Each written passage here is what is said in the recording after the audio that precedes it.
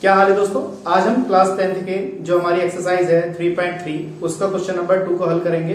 इससे पहले मैं इसके कई सारे सवाल करा चुका हूं। मैं समझता हूं आपको विलोपन विधि अच्छी तरीके से समझ में आ गई है। उससे पहले प्रतिस्थापन विधि के मैं बहुत सारे सवाल करा चुका हूं। तो देरी न करते हुए स्टार्ट करते हैं। क्वेश्चन नंबर 2 हमारा 3.3 का। तो आप मुझे जानते हैं, मेरा नाम है साकेत और आप देख रहे हैं मेरे चैनल साकेत वाला मैथ। चलिए शुरू करते हैं। तो हमारे पास क्वेश्चन में क्या कह रहा है, ये थ्योरेटिकल जो क्वेश्चन होते हैं पेपर में ज्यादा पूछे जाते हैं। ठीक है दोस्तों, तो इसको जरा केयरफुली करिएगा। तो इस टाइप के क्वेश्चन जो है पेपर में ज्यादा आते हैं। तो क्वेश्चन क्या है, यदि हम अंश में एक जोड़ दें तथा हर में से एक घटा दें, तो केवल यहाँ की बात कर रहा है। अंश में एक जोड़ दें और हर में से एक घटा दें तो भिन्न एक में बदल जाती है। तो केवल यहां से लेकर यहां तक की जो लाइन है हम यहाँ पर स्टार्ट कर रहे हैं। तो यहाँ पे क्या है हमारे पास, यदि अंश में, तो मान लेते हैं हम भिन्न कितनी होती है। माना भिन्न कितनी हो गई दोस्तों, हमने भिन्न मान ली। भिन्न कितनी मानते हैं हम, अंश बटे हर, ये हमारी भिन्न होती है। और अंश को हमने x मान लिया और हर को मैंने y मान लिया। सवाल में क्या कह रहा है, यदि हम अंश में एक जोड़ दें, यानी कि इस वाले अंश में एक जोड़ दें, हमने एक जोड़ दिया, ठीक है। उसके बाद कह रहा है हर में से एक घटा दें, यानी कि इसमें से एक घटा दें, इस तरीके से। तो जो भिन्न होती है, ये जो भिन्न होती है वो एक में बदल जाती है, यानी कि इसकी जगह पे हम क्या लगा दें, एक लगा देते हैं। तो हमने यहां से लेके यहां तक की जो लाइन है वो ये कह रहा है स्टेप में। तो इसके नीचे 1 मान के क्रॉस मल्टीपल कर लेते हैं, क्योंकि हमें विलोपन विधि से हल करना है। तो जो सबसे आसान विधि हमारी विलोपन विधि है। आप चाहे तो प्रतिस्थापन विधि से भी हल कर सकते हैं। मैं इसके कई सारे सवाल करा चुका हूं। तो विलोपन विधि से हल करेंगे। समीकरण क्रॉस मल्टीपल करते हैं इससे। x + 1 बराबर y - 1। x वाले पद एक तरफ, देखिए y इधर आ जाएगा माइनस में। ये वाला 1 प्लस का जब उधर जाएगा तो क्या हो जाएगा, माइनस का। ये माइनस का 1 पहले से है। x - y बराबर -2। समीकरण नंबर कितनी आ गई, 1 आ गई। इसके बाद हमने क्या किया, इसके आगे पढ़ते हैं। यदि हर में एक जोड़ दें तो भिन्न 1/2 हो जाती है। उसमें ये कह रहा है यदि हर में एक जोड़ दें, अंश में कुछ नहीं करना है, अंश में ना जोड़ना है ना घटाना, केवल किसमें कह रहा है, हर में। यानी कि अंश तो ऐसे रहने देना है और हर में से क्या करना है, हमें एक जोड़ देना है। तो कितना, देखिए यहाँ पे भी लिखते हैं हम, भिन्न बराबर हमारे पास कितना है, x/y है। वो कह रहा है यदि हर, इसमें अंश में कुछ नहीं करना तो अंश ऐसे रहेगा।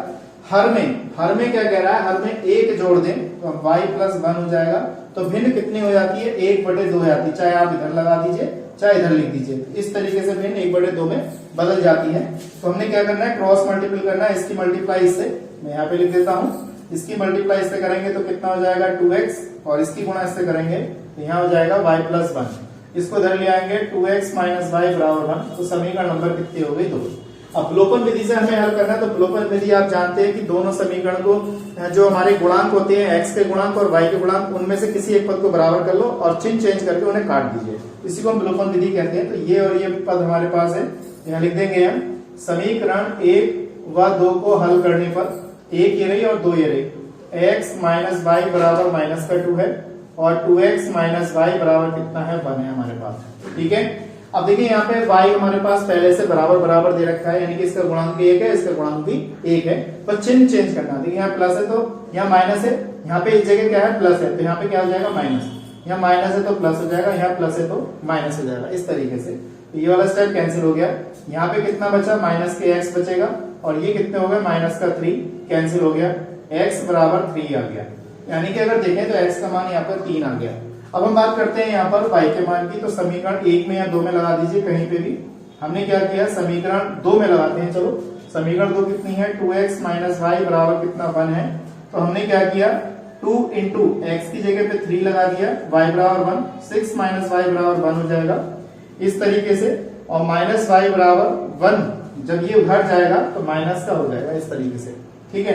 तो ये हमारा -5 कैंसिल हो गया, y बराबर कितना आ गया, 5 आ गया। तो हमारे पास अगर देखें तो अंश का मान यानी कि x का मान कितना आया, 3, और y यानी कि हर का मान कितना आ गया, 5। तो कह रहा भिन्न ज्ञात कीजिए।